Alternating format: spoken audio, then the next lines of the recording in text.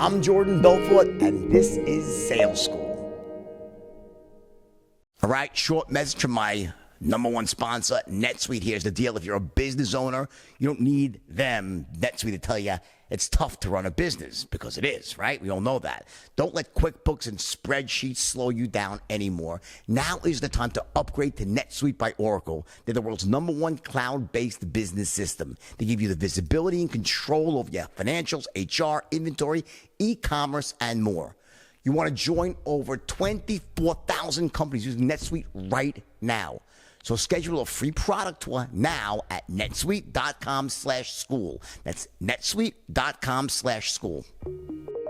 Topic today is going to be scripting. I found a great clip of me explaining a certain element of scripting. So let's cut to that live footage right now, and I will see you on the other side. You're going to really enjoy this. Scripts. A script is divided into 4 parts. Very simple. Okay? Part 1 is the introduction. The introduction.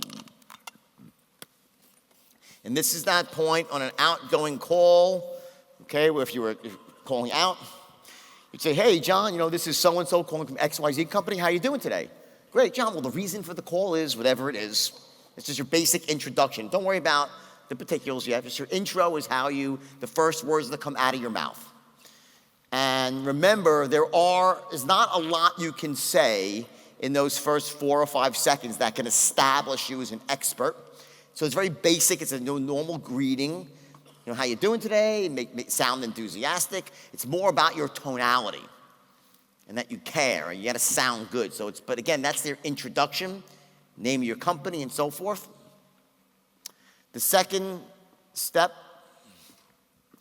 is your body of your presentation. Okay? Now remember, when I talk about scripting here, and let me go back. So I'm going to confuse you a bit, because let's just forget the intro in terms of when you first pick up the phone, okay? Because there's 2 types of this, and I want to just go through the second one first. This is the intro, meaning when after your transition is over, okay? Let me just reiterate this. So you've already asked your qualifying questions, and you've gotten all the intelligence you need. Your product can help them, and you've said, well, John, based on what you've said to me, this is a perfect fit for you. Let me tell you why. And we start from there. It's this part of the script I want to cover here. You have the same thing with the intro when you're first picking up the phone as a script, but that's a separate script to cover, okay? So you say the intro in this case would be about what your product is, okay? You talk about what your product is in general terms. Name of the product, name of the company is, name of the policy is, whatever it might be, okay? And then from there, you lead into the body of your script, where you discuss the features and the benefits. And I don't want to get into so simplistic to say, everyone's heard, don't focus on features, focus on benefits, right? Well, the bottom line is this. Whenever you talk about a benefit, you typically have mentioned a feature. There's always a feature with a benefit attached to it. That's the truth most of the time.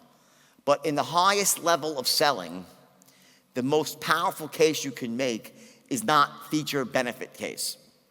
It's through other ways of storytelling and metaphors and comparisons. So I just want to be aware but the body of your script, you're going to have a certain amount of it dedicated to features and benefits where you're making your logical case. And as part of that body of your script, you're going to also focus on making the beginnings of an emotional case. So the first part's logical, and you also want to tail off with emotion. Step 3, you then would have what's called the close. So every script ends with you asking for the order in no uncertain terms. At a certain point in time, you have to say, John or Jill, this is what you should be doing. This is what most of my customers are doing right now. This is what I recommend. And you say, do this. You actually ask for the order. Okay? And then after you ask for the order, And they either say yes or no, or let me think about it, right? For the people who want to think about it, then you engage in what's called looping patterns. And looping patterns are the mechanism that we use to take an objection and turn it into a close. How we take an objection and we loop back and turn it into a close, okay? And I'm going to explain this in intimate detail tomorrow, this process, okay? So let me start off now. Let's talk about what are the elements of a great script. What makes a great script great, and what are some of the things that just kill scripts? Because there's certain killers that just simply stop you from closing, okay? Number one, the body of a script should be no more than a page or a page and a half. You don't want to front load a script. The biggest mistake I see that rookie salesmen make is they feel if they don't get it all out in one breath, the person's going to say no and leave. And they end up talking and talking, and then they bring up every single great benefit. They do everything up front. They shoot their load, so to speak. Right? And then when the person says, let me think about it, they're like, hum. They're out. They're out of ammo. They don't leave any of their powder dry. Remember, the process of creating certainty in another human being is not a 0 to 100 miles. It doesn't go boom, boom. Like someone doesn't go from being a 3 to a 10 in 5 minutes. It's not how human beings are moved emotionally or even logically. It's incrementally. So you might get someone from a 3 to a 7. Then they slide back to a 5. Then you give them another language pattern that brings them to an 8, and they go back to a 6.5. Then to the third one, they get up to a 9 or 10. So in other words, it's a series of moves that create absolute certainty. It's not one. The biggest mistake that salespeople make is if they do prepare, those that do engage in preparation, they don't go deep enough. They prepare for their opening canned presentation, and that's all they got.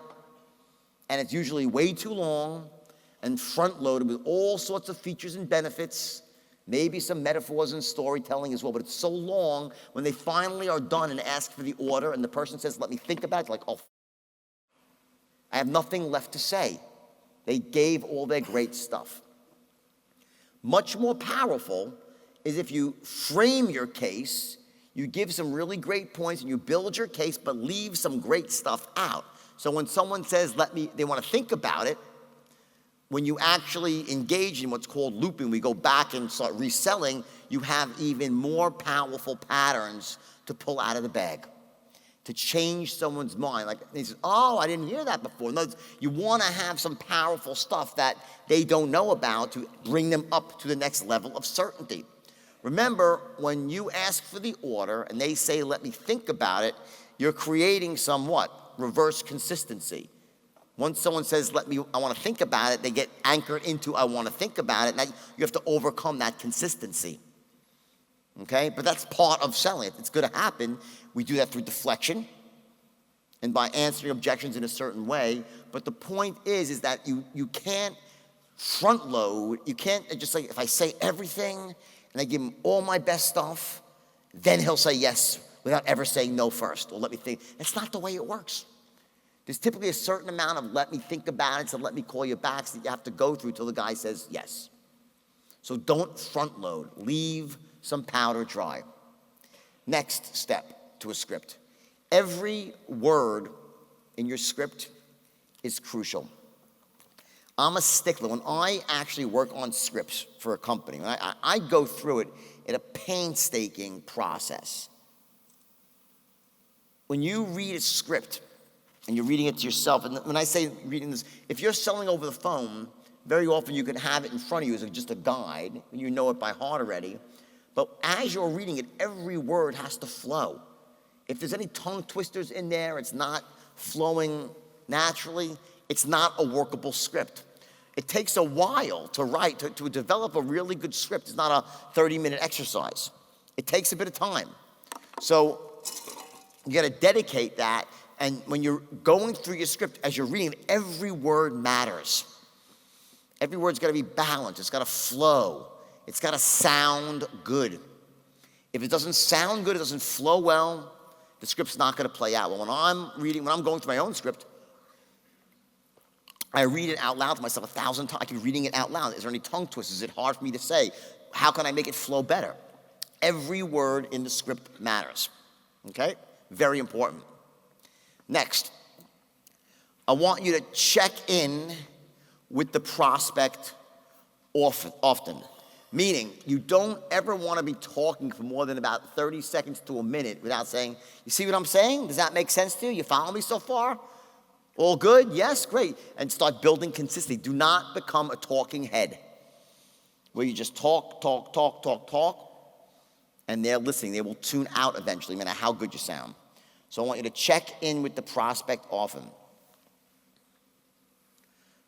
Use transitional words and phrases, meaning there are certain words in a script that allow you to catch your breath,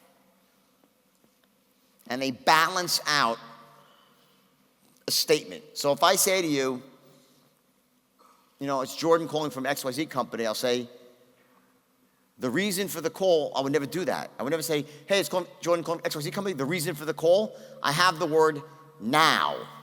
So now follow me. This is very important when you're writing scripts. These are the words that make scripts work. These are the transitional words. Now, actually, virtually. These certain words that allow you to catch a breath. And they balance out. So I'd say, now here's how it works. I would say, we spoke 6 months ago. I say, now. The reason for now is my transition. You don't just say, John, if you recall, we spoke 6 months ago, when I sent you out some information, the reason for the call, there has to be a now. The reason for the call, and that now allows you to catch your breath, to lower your voice, and to change your tonality and sound good. Without the transition, it doesn't work. Believe it, it won't work. You sound weird. Because when we speak naturally, we use transitions all the time. All right, you're back. Just remember, the key always is strategic preparation. It's what you do before you enter the encounter. How prepared are you? Do you know what you're going to say? Do you have those words all sort of in person memorized, or your script in front of you when you're on the phone? Remember, this is like a gimme. In other words, why not prepare yourself? Why leave things up to chance? In order to really use the straight line at the highest level, it can't just be about tonality and body language. It's about the words you say, communication that's completely congruent from the words, the tonality, body language, all wrapped up into one, bam. That's how you close at the highest level, all right? Love you all, and we'll talk again tomorrow.